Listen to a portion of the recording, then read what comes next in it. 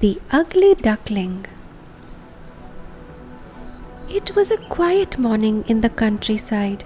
The early morning light painted the pond in soft gold, and from a nest hidden in the tall grass, soft sounds could be heard. Mother Duck sat patiently on her eggs, humming softly to herself. Crack, crack, one by one the eggs split open, and out came 5 soft, fluffy ducklings with bright yellow feathers and eager little eyes. But one egg, the biggest of them all, didn't crack.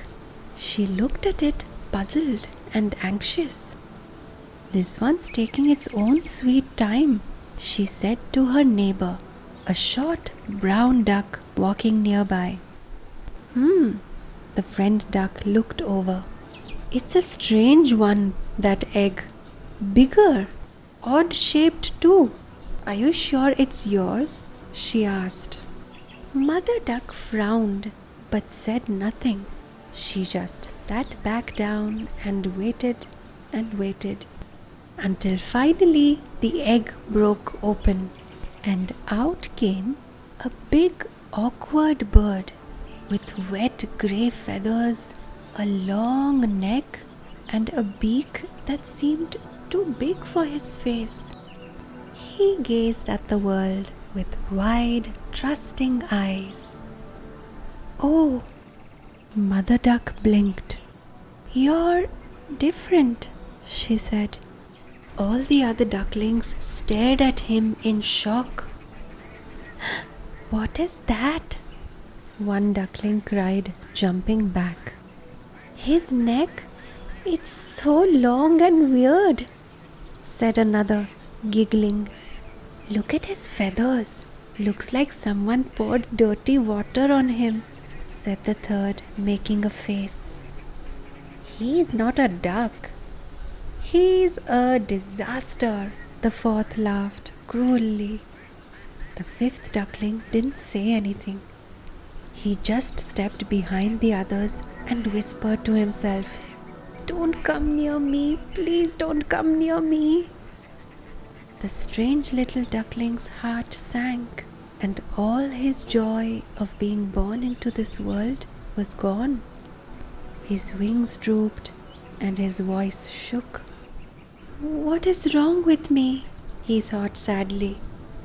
He turned to his mother. "Mama, why do they hate me? Am I really that ugly?" he asked her. Mother Duck sighed. Her heart ached, but she couldn't deny what everyone else saw. He was different. She gently touched his beak with hers. "Maybe you'll grow into yourself. Just give it some time," she said, only half believing it herself. But time didn't help. When Mother Duck took her babies to the farmyard, all the animals stared. "Oh dear," gasped the sparrow. "That's the ugliest thing I've ever seen." The peacock laughed too. "Are you sure it's even a duck?" it teased with a grin. Even the pigs rolled in the mud, laughing and snorting. "He looks like someone put the wrong pieces together," they all cried out, mocking the ugly duckling. Yes, that's what they all started calling him, the ugly duckling. He tried to ignore them. He looked at his reflection in the water, sad eyes, long neck, strange wings, and whispered, "What did I do to deserve this? What can I do if I was born this way? I can't live like this anymore. Maybe I don't belong here. I should go somewhere else." "You've got that right," said one of the ducklings, sneering. "You're a shame to all of us. No one wants to swim or play with you.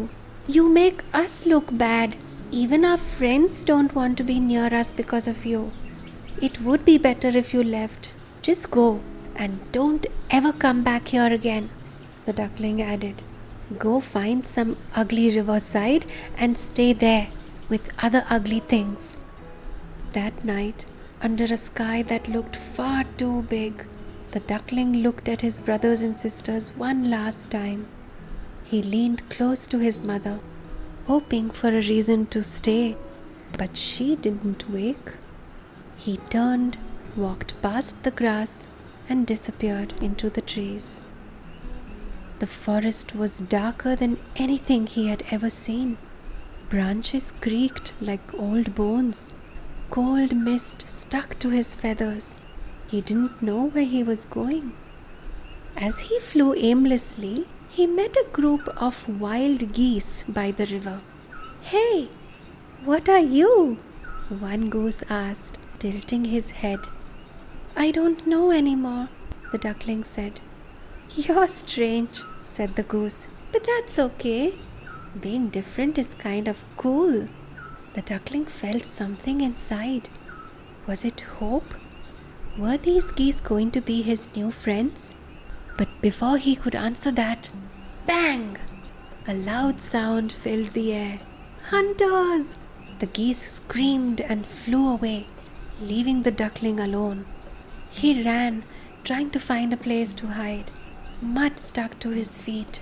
A branch scratched his wing. He didn't stop running until he found shelter under a fallen tree, his heart pounding, all alone again. Soon it was winter.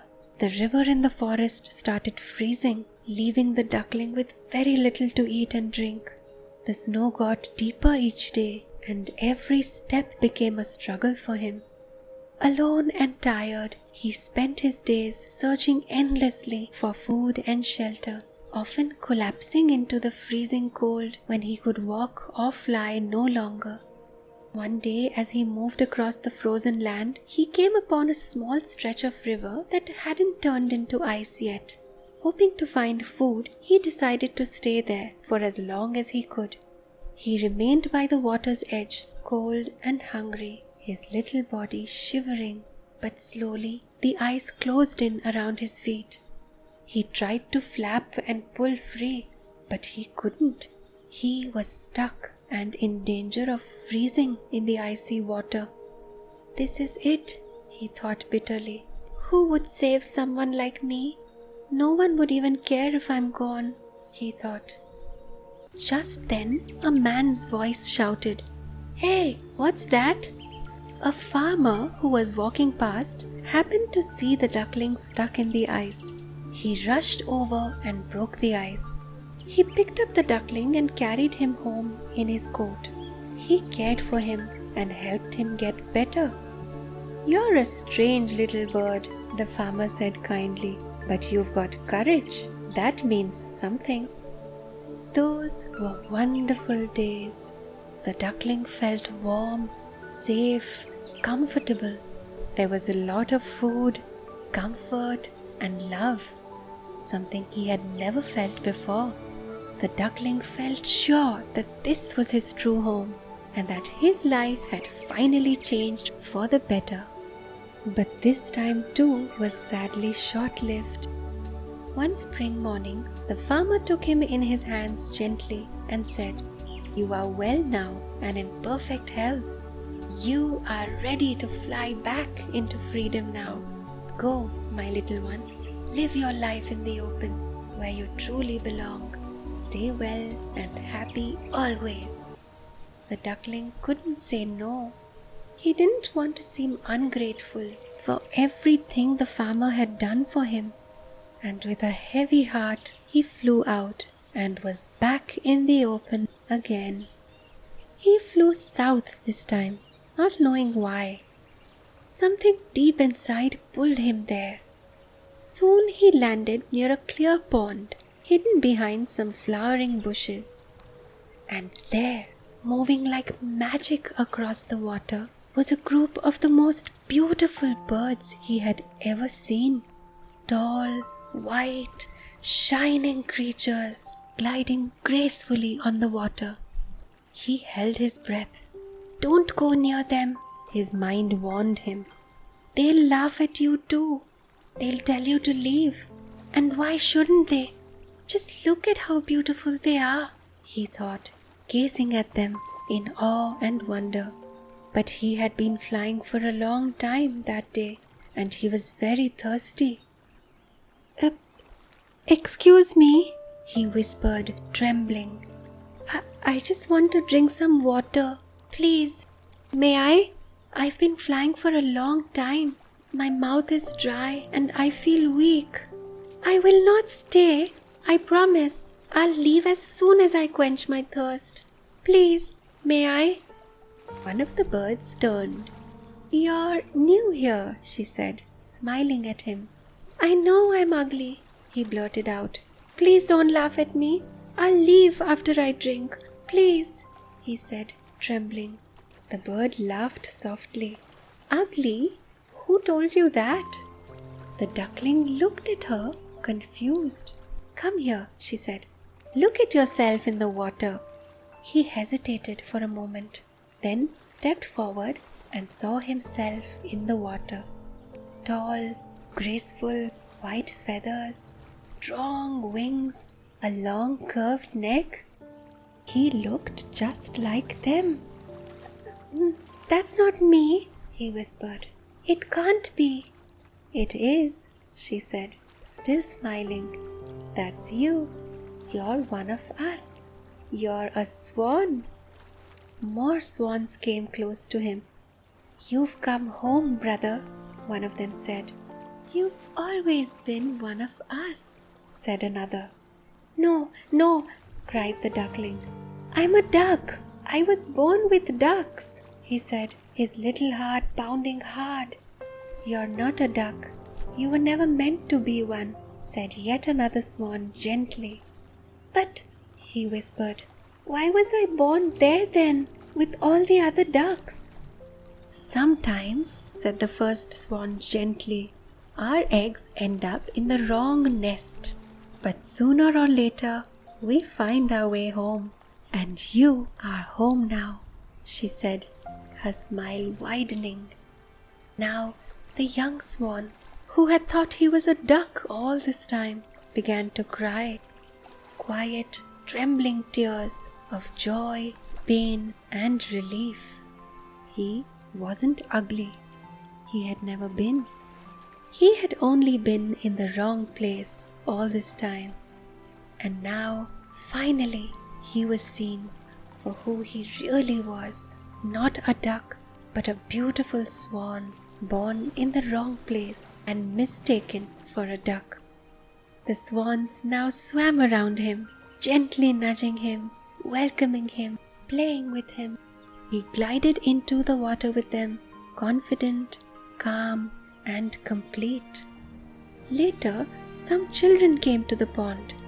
A little girl pointed and gasped with excitement. Look, that one's the most beautiful. He heard this, of course, but now he didn't need to, because he finally belonged. He was finally home. This story was adapted by the Listener's Nest and read by Shireen Irani.